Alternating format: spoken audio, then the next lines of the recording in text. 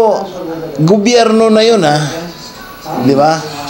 Kami talaga, kailangan namin yan. Ngayon, sasabayan na namin ngayon yan. Anong mangyayari sa ekonomiya natin, di ba? Yun ho, ang kahilingan namin sa bagong DOTR Secretary, dahil kaibigan naman natin yan ng matagal, panahon pa ni Madam Gloria, ay kakilala ko na yan. Kaya dito ho, ang sa amin lang pakiusap ay i-retain muna itong mga Undersecretary ng Transportasyon, ng Land Transportation, Assistant Secretary ng LTO, Chairman ng LTFRB. Siguro pag-usapan muna, yun po yung kahilingan namin kay Secretary Vince Dizon para po may paliwanag namin. Unahin ho yung mabibigat na problema na ayusin.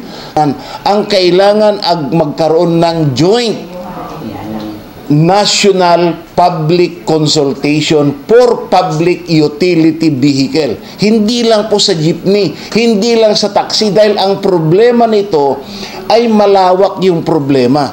Ang problema nito, lahat ng land transportation, mapapribado, mapapampubliko, itong jaw na ito po ay perwisyo. Sinasabi kong perwisyo yan dahil marami tayong enforcement na sa labusab, mga tiwali. Yun ho yung mahirap dahil nagkakaroon ng boundary. Mapag-usapan, kaya humihiling kami sa bagong secretary ng DOTR. Wala pa namang desisyon doon sa aming petition, kundi ang sabi nila, subject for resolution na yung aming petition. Siyempre, dalawa lang yan eh. Ewan ko kung denied or granted yung aming petition. Siyempre, pag mag-grant, masaya ang grupo. Pag hindi naman mag-grant, siyempre, masaya pa rin. Dahil sa nakikita nila sa kanilang pag-aaral, hindi pa na kapanahon para kanila siguro. Pero sa amin, mas masaya para sa grupo ko dahil ano mo naman na araw-araw mo nalang maririnig yung reklamo tungkol doon sa pagtaas ng diesel. At syempre, sa bahagi naman ng mga mananakay, hindi naman nila pwedeng ito ay pananamantala.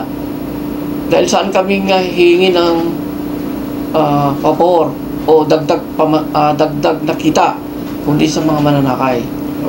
Ngayon, kung mananakay ay nabibigatan nila, pwede naman din silang, karapatan din naman nilang umapila sa LTFRB o saan man ang ahensya ng gobyerno para hindi naman masyadong mabigat para sa kanila. Pero sa amin, kailangan.